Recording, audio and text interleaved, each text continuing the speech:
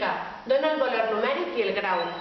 Per a poder ordenar, primerament agafem aquell que té l'exponent més gran, és a dir, aquest i aquest.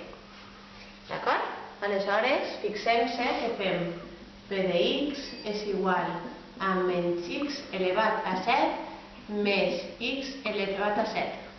El coeficient del primer és menys 1 i el coeficient de l'altre és més 1.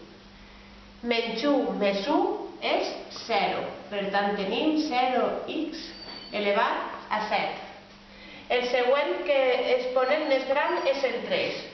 Aleshores, agafem, marquem en un quadre, d'acord? I fem més 3x al cub menys 2x al cub.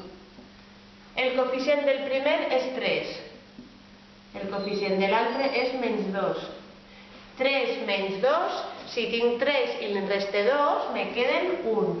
1x al cub. Després, el següent, tenim la x aquí i aquí. Aleshores, més 4x més 7x, el coeficient del primer és 4 i el coeficient de l'altre és 7. 4 més 7 són 11x. 11x. I per últim tenim els que no tenen x. És menys 3 i més 4. Menys 3 més 4 és més 1. El polinomi que estàvem buscant és px és igual a x al cub, perquè l'1 havien dit que se pot posar així, més 11x més 1.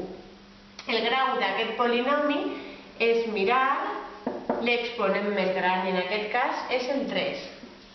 D'acord? Ara anem a veure el valor numèric. Si ens diuen que calculem quan p és 0, és substituir on tenim una x per 0.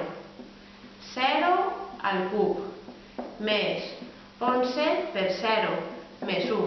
Això 0, 0 dona més 1. D'acord? Seguidament, quan és p de 1, ens fixem i és 1 al cub més 11 per 1 més 1. 1 al cub és 1 i és 1. 11 per 1 són 11 més 1 que portàvem. 1 més 11, 12 més 1, 13. I ara agafem p de menys 1. P de menys 1 és menys 1 al cub més 11 per menys 1 més 1. Menys 1 al cub, com està elevat a un exponent que és senar, queda menys 1. 11 per menys 1, menys 11. I el més 1 que duiem, i això queda menys 11.